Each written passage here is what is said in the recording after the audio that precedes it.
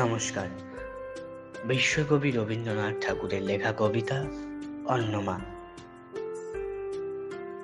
আমার মা না হয় তুমি আর কারো মা হলে ভাবছো তোমায় চিনতেম না, যেতেম না ওই কোলে, মজা আরো হতো ভারী। দুই জায়গায় থাকতো বাড়ি, আমি থাকতেম এই গায়েতে, তুমি পাড়ের গায়ে।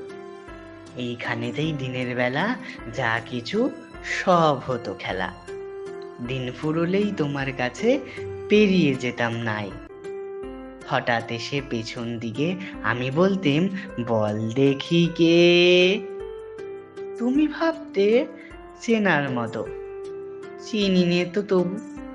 তখন কোলে ঝাঁপিয়ে পড়ে আমি বলতেম গলা ধরে, আমায় তোমায় চিনতে হবেই, আমি তোমার অবু। ওই বাড়িতে যখন তুমি আনতে যেতে জল, এই বাড়িতে তখন ঘাটে বল দেখি কে, বল। কাগজ গড়া নৌকোটিকে ভাসিয়ে দিতেম তোমার দিকে। যদি গিয়ে পৌঁছতো সে বুঝতে কি শেখার। সাঁতার আমি শিখি নিজে, নইলে আমি যেতেম নিজে। আমার পাড়ের থেকে আমি যেতেম তোমার পা, মায়ের পাড়ে, অবুর পাড়ে। থাকতো তফাৎ, কেউ তো কারে ধরতে গিয়ে পেত না গো, রইতো না একসাথে। দিনের বেলায় ঘুরে ঘুরে দেখা দেখি দূরে দূরে, সন্ধেবেলায় মিলে যেত অবুতে আর মাতে।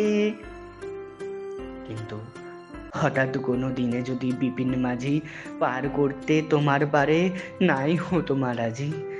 ঘরে তোমার প্রদীপ জেলে, ছাদের পরে মাদুর মেলে বসতে তুমি, পায়ের কাছে বসতো ক্ষান্ত পুরী।